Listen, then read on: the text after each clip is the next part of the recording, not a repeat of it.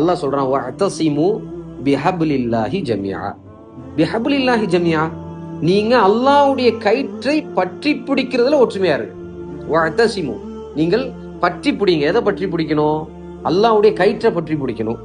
வலா தஃபர்ரகு, அதுல பிரிஞ்சிராதீங்கன்னு அல்லாஹ் சொல்றான். ஒற்றுமையானதுக்கு பிறகு அதுல பிரிஞ்சிராதீங்கன்னு அல்லாஹ் சுப்ஹானஹு வ தஆலா சொல்றான். அப்ப அந்த கயிறுங்கிறது என்னது? ஹபுல்ங்கிறது என்னது? இதுல குர்ஆனும் சுன்னாவும். அப்ப குர்ஆனிலும் சுன்னாவிலும் மனிதர்கள் ஒற்றுமையா வரணும். குர்ஆன் சுன்னா சொல்லிடுச்சுன்னா, ஒரு விஷயத்த குர்ஆன் சுன்னா சொல்லிடுச்சுன்னா, எல்லா சமூகத்தில் இருக்கக்கூடிய எல்லா முஸ்லிம்களும் லா இலாஹா இல்லல்லாஹ் சொன்ன எல்லா முஸ்லிமும் ஒன்னா வந்துருங்கிறான். அதுல பிரிஞ்சிடாதீங்கிறான். அதுல குலம், கோத்திரம், என்னோட இயக்கம், என்னோட அது இது இப்படிலாம் பிரியாதீங்க. கொள்கைன்னு வந்தா ஒன்னாயிருங்க. மற்றபடி கொடி இருக்கலாமா? இருக்கலாம். இயக்கங்கள் பிரிஞ்சிருக்கலாமா? இருக்கலாம். இதெல்லாம் தனித்தனியாக சமூக சேவைகள் செய்யறதுக்கு தான் ஆரம்பிக்கப்பட்டிருக்குன்னா தாராளமா பண்ணுங்க.